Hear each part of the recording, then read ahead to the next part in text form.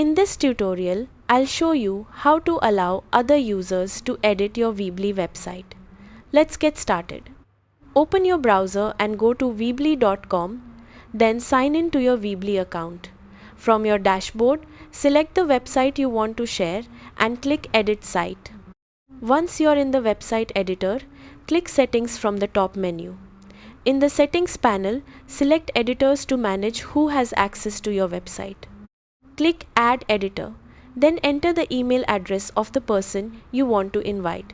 You can also include an optional message to let them know why you're sharing access. Choose the appropriate permission level for the new user.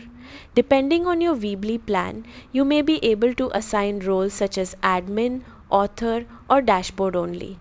Select the role that best matches the level of access you want to provide.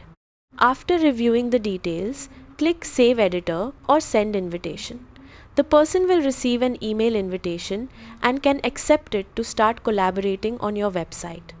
That's how to allow other Weebly users to edit your website. Thanks for watching.